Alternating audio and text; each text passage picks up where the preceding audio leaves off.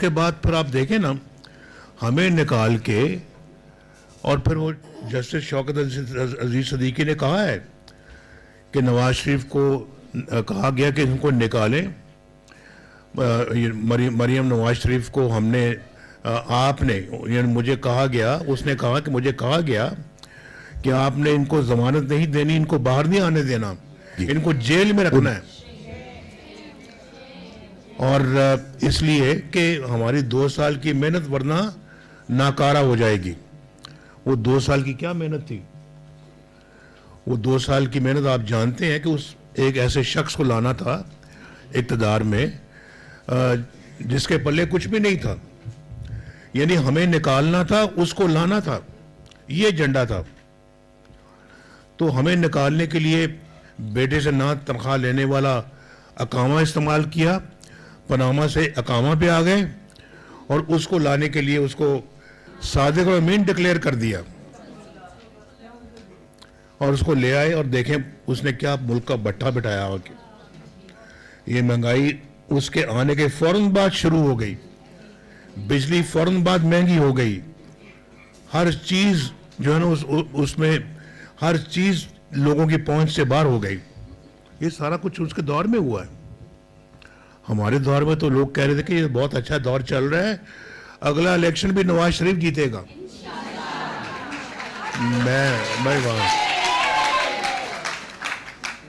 मैं अभी इस इलेक्शन की तरफ नहीं आया, मैं तो इलेक्शन की बात कर रहा हूँ, पिछले इलेक्शनों की बात कर रहा हूँ। मजीद जो है ना वो गुफ्तगू नहीं करता, लेकिन मैं आपको ये बता दूं कि हर कौम जिसने तरक्की की है उसने ख़वातीन को तरक्की में तरजीह दी है, तरक्की के लिए ख़वातीन को इस्तेमाल किया, आगे लेके आए हैं, और ख़वातीन की कौमी तरक्की में भरपूर शमूलियत से ही हम अपने तरक्की के हदफ को पूरा कर सकेंगे। सेहत और रोज़गार और तालीम के प्रोग्रामों में आपको तो बहुत एक मुनफरिद मकाम हासिल है।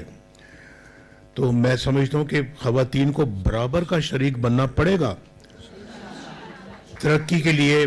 मर्दों के शाना बशाना ख़वातीन को भी इस मुल्क की खिदमत में जो है ना वो आगे आगे काम करना पड़ेगा। तो बहरहाल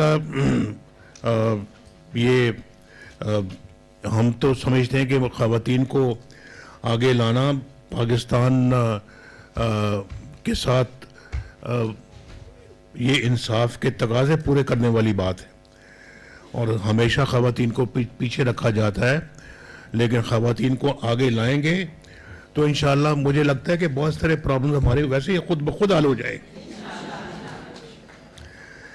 तो इस्लाम भी ख़वातीन के हकूक़ और तहफ़्फ़ुज़ की बात करता है, और हमारे मुआशरे के अंदर ख़वातीन के ख़िलाफ़ एक तासुब मौजूद है, उस तासुब को हमें ख़त्म करने की ज़रूरत है। और पाकिस्तान बनाने की तहरीक में ख़वातीन ने जिस तरह से किरदार अदा किया है वो हम सब जानते हैं, और मैं समझता हूँ कि अगर वो काम ख़वातीन हमारी कर सकते तो बाकी ये कौन से मुश्किल काम है।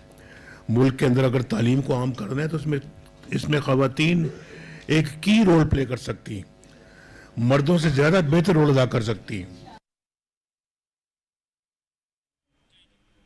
ख़वातीन माशरती तरक्की में मर्दों से बेहतर रोल अदा कर सकती हैं। मुस्लिम लीग